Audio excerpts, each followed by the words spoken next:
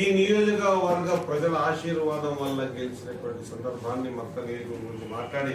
గెలిచిన నాటికించి నేటి వరకు రోజుకు 16 నుంచి 18 గంటలు పనిచేసి ఈ నియోజకవర్గం కావాల్సిన ప్రతి అంశాన్ని కూడా 58 అంశాల్లో ప్రతి అంశాన్ని కూడా అనర్గళంగా మక్తల్ గురించి చర్చ, ఎక్కడ చూసిన మక్తల్ గురించి చర్చ చేస్తున్న సందర్భాన్ని, మరి ఏ నమ్మకంతో అయితే ప్రజలు గెలిపించారో అదే మాదిరిగా పార్టీ ఏ నమ్మకంతో అయితే నాకు టికెట్ ఇచ్చిందో 30 సంవత్సరాల క్రితం పార్టీని క్షుణ్ణంగా పరీక్షించి ఈసారి టికెట్ ఇవ్వడం జరిగింది. ఎంతో నమ్మకంతో మల్లికార్జున ఖర్గే గారు, రాహుల్ గాంధీ గారు,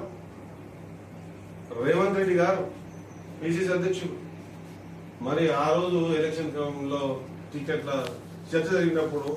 ఉత్తమ్కుమార్ గారు, భట్టి గారు, దుగ్గల శ్రీబాబు గారు, సీత గారు అందరు కలిసి శ్రీహరి అయితే బెటర్ ఉంటుందని చెప్పేసి ఇన్ని సంవత్సరాలకి శ్రీహరి చూస్తున్నాం, శ్రీహరి అయితే బాగుంటుందని చెప్పేసి నమ్మకంతో టికెట్ ఇస్తే ఆ నమ్మకాన్ని ఎక్కడ అమలు చేయకుండా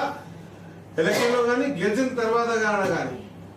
ప్రతి దగ్గర ప్రతి సందర్భంలో కూడా అందరినీ కలుపుకోబోతూ అందరినీ మెప్పిస్తూ అందరిని ఒప్పిస్తూ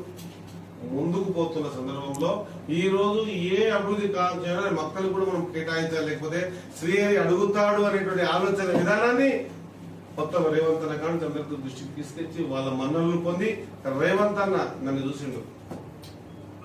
మొత్తం ఆయన తాను పిసిసి అధ్యక్షులుగా ఉన్నప్పటికీ ముఖ్యమంత్రి అయ్యేదాకా